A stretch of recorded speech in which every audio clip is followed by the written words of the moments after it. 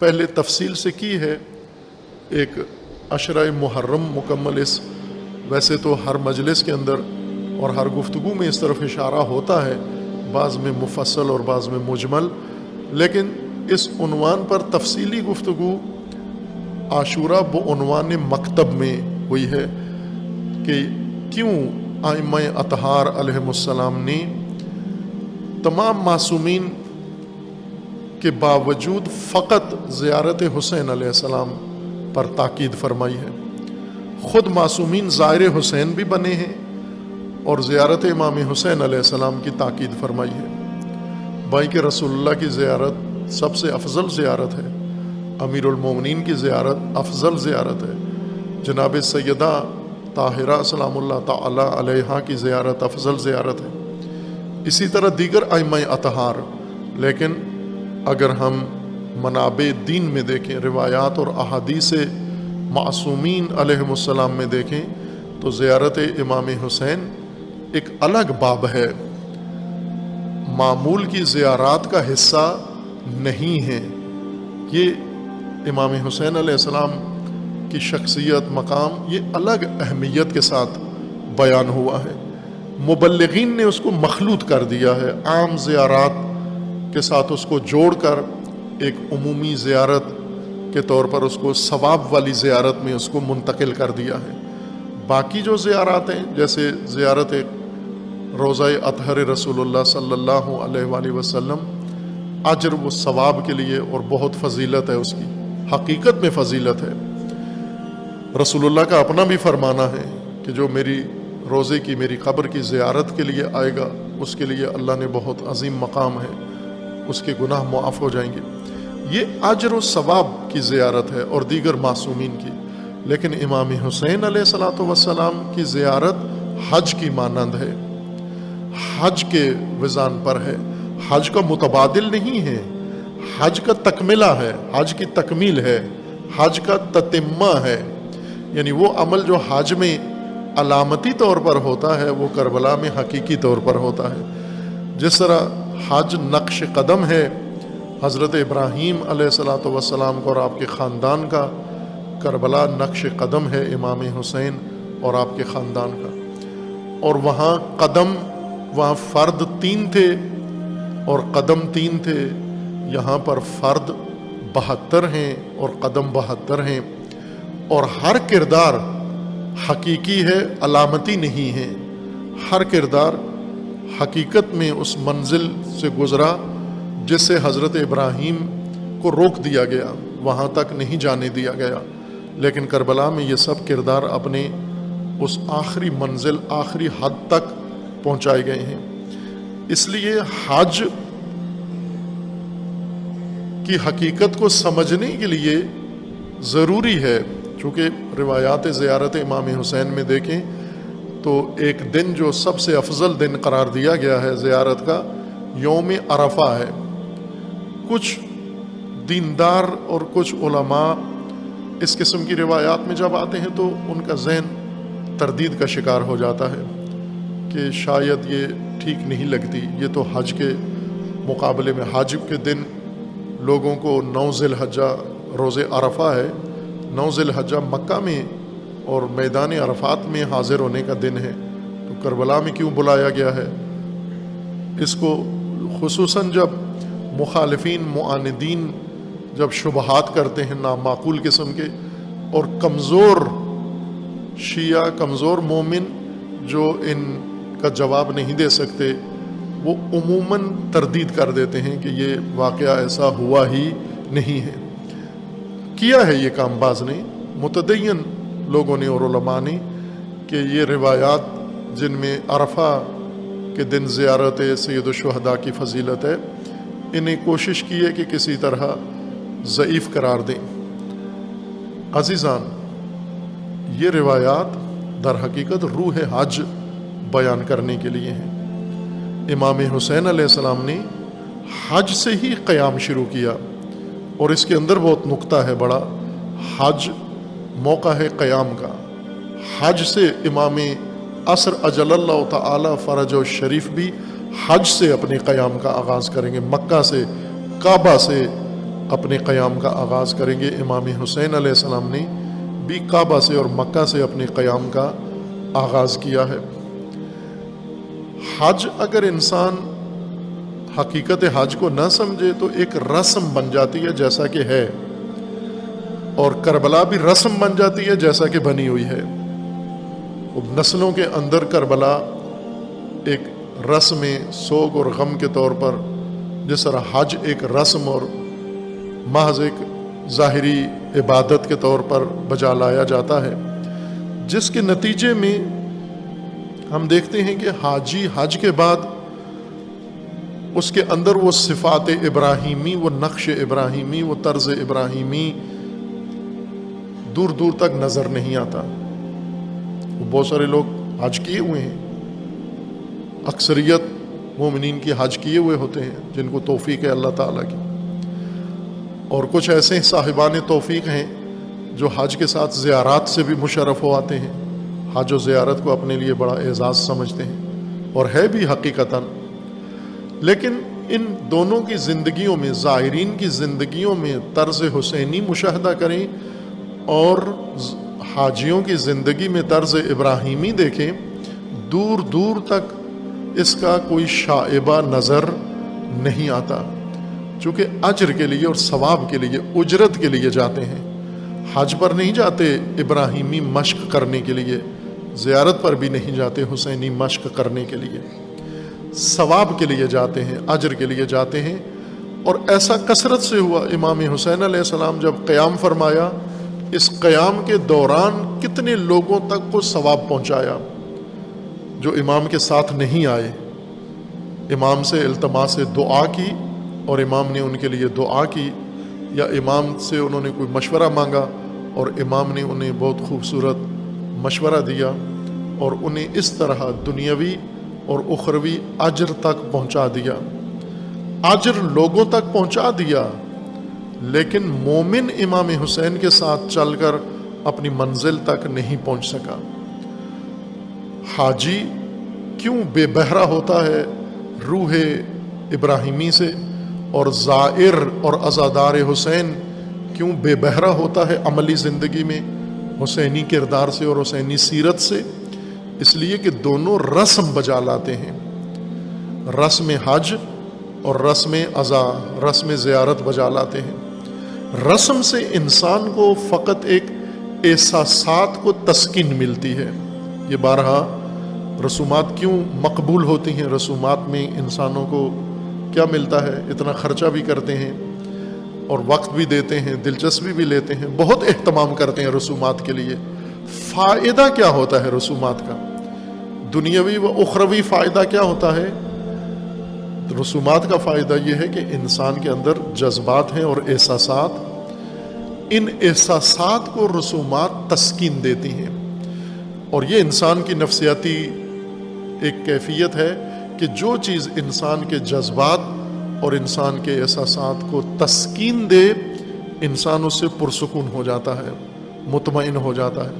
مثلا روتے ہوئے بچے کے سر پہ آپ ہاتھ پھیریں، اس کو تھوڑا سا لاڈ کریں، پیار کریں، تو وہ فوراً چپ ہو جاتا ہے اور آپ سے مانوس ہو جاتا ہے۔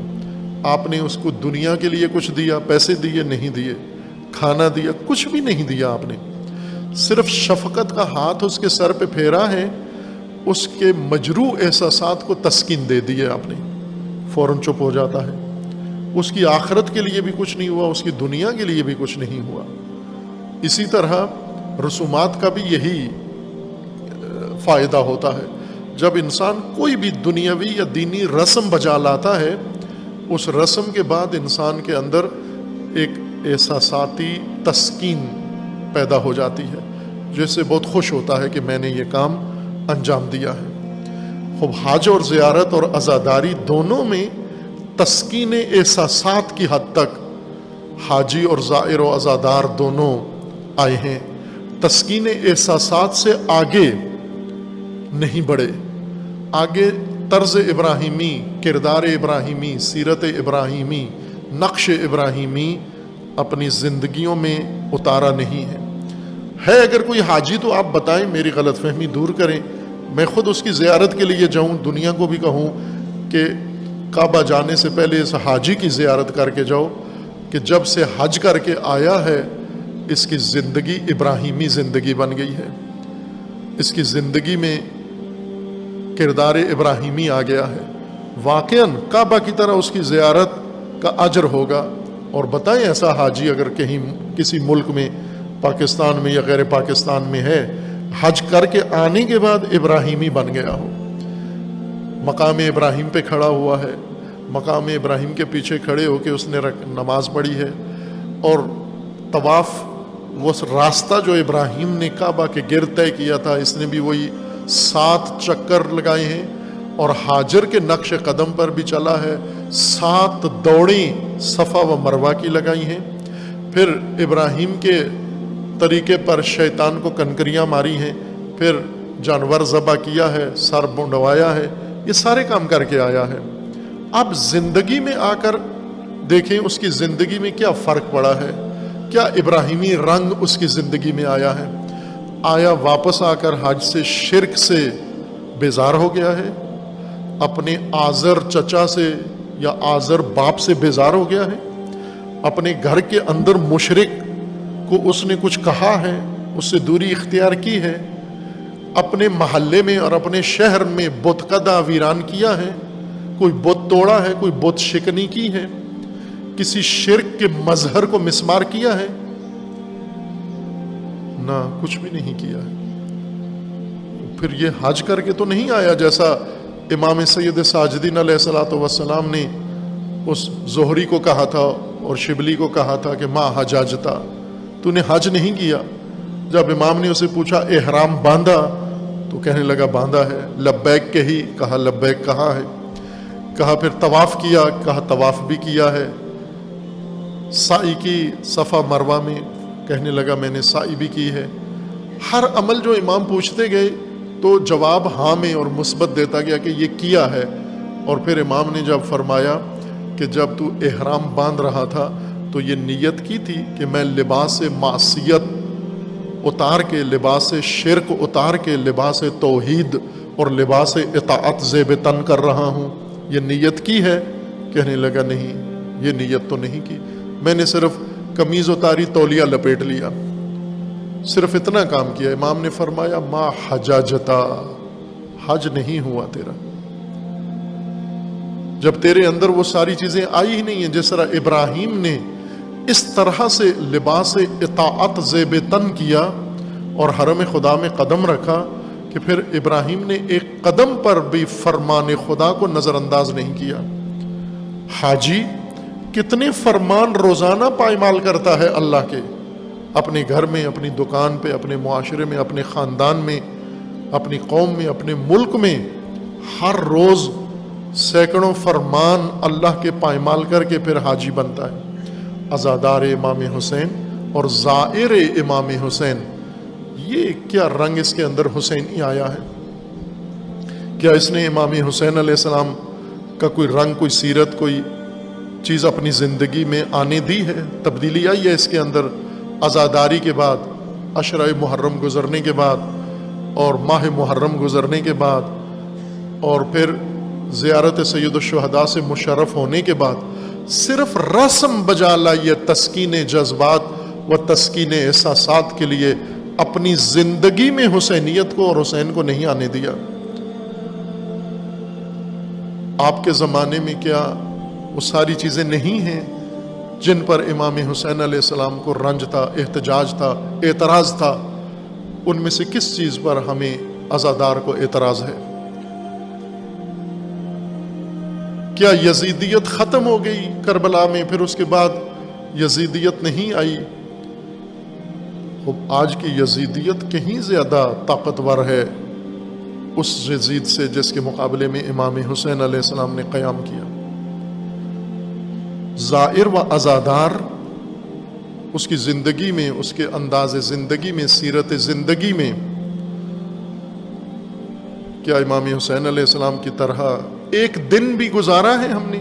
ایک دن پوری عمر میں، 60 سال کی عمر میں ایک دن حسین ابن علی کی طرح گزارا ہو ہم نے؟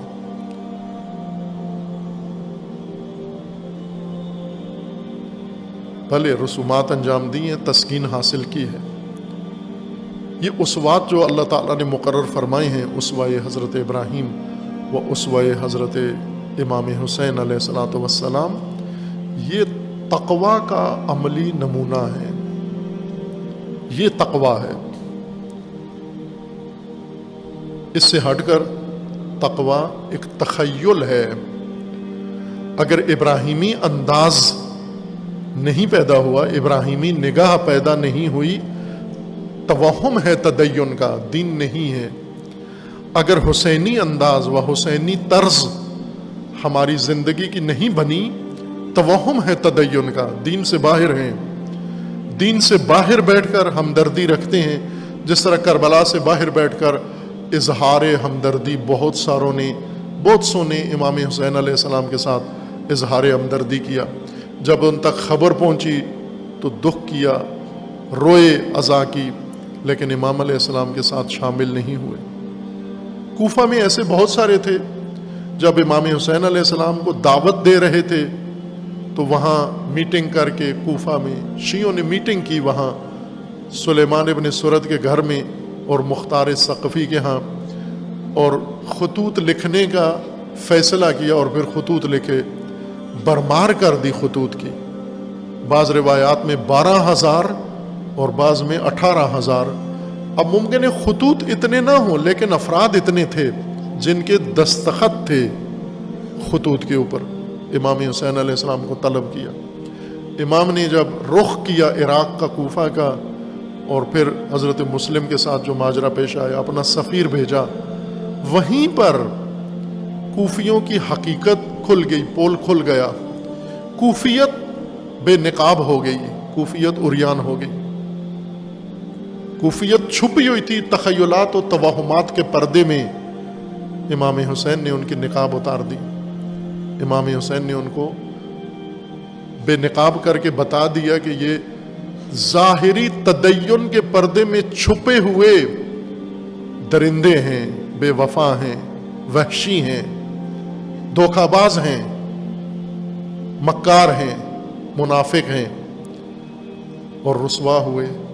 پھر اس کے بعد ان تک خبر آئی، کربلا تو نہیں گئے، کربلا تو دور تھا، کوفہ میں حضرت مسلم ابن عقیل کے ہاتھ پر بیعت کر کے اور پھر ترک کر دیا۔ اسی ایک دن میں فیصلے بدل لیے، ان کو وقت ہی نہیں لگا۔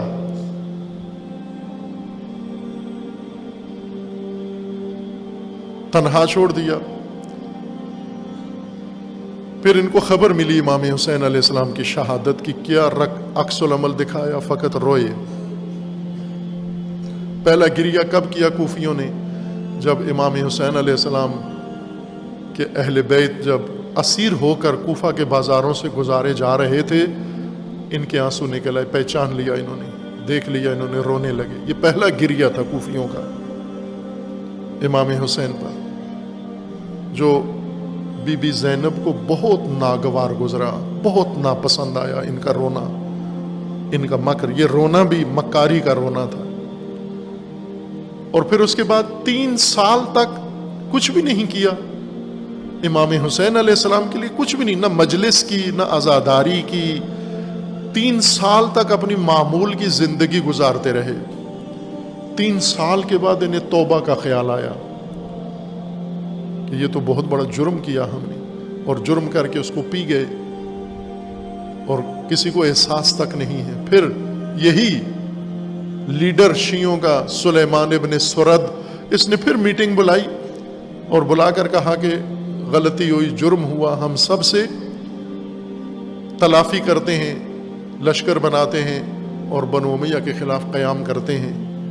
اور پھر تائبین کے نام سے اٹھے اور ایک ایک کر کے سارے مارے گئے، لیکن امام حسین علیہ السلام کے ساتھ ان میں سے چند ایک بھی نہیں پہنچے۔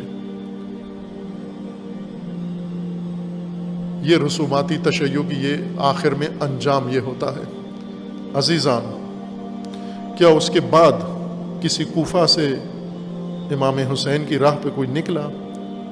امام حسین علیہ السلام نے فرمایا تھا، مثلی لا یبایع مثلا، مجھ جیسا یزید جیسے کی بیعت نہیں کرے گا۔ پھر کوئی آیا ایسا سورما میدان میں جو آ کر اپنے زمانے کے یزید کو کہے میں تیری بیعت نہیں کرتا، نہیں نظر آیا آپ کو؟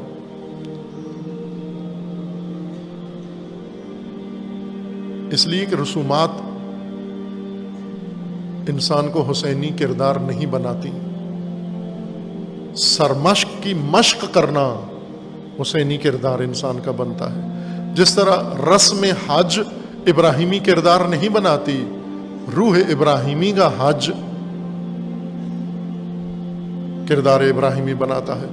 امام امت امام راحل امام خمینی رحمۃ اللہ علیہ نے دونوں کو احیاء کرنے کی کوشش کی، حج ابراہیمی روح کے ساتھ اور عزاداری حسینی روح کے ساتھ، زینبی کردار کے ساتھ۔ اور یہ کردار جب زندہ ہوں پھر ہر نسل میں یہ عمل تکرار ہوتا ہے، اور یہی تقویٰ ہے۔ تقویٰ کا عملی نمونہ، تقویٰ کے صراط مستقیم پہ تقویٰ حاصل ہوتا ہے، لیکن سبل انسان کو تقویٰ سے دور کر دیتے ہیں۔ آج ہم کیوں فقط رسومات پہ اکتفا کرتے ہیں؟ 10 دن حسین حسین کریں گے، روئیں گے، پھر اس کے بعد واپس آ جائیں گے اپنی معمول کی زندگی میں، اور پھر اگلے سال کے لیے امام حسین زندہ رہے تو پھر سلام، ورنہ یہی سلام آخر ہے۔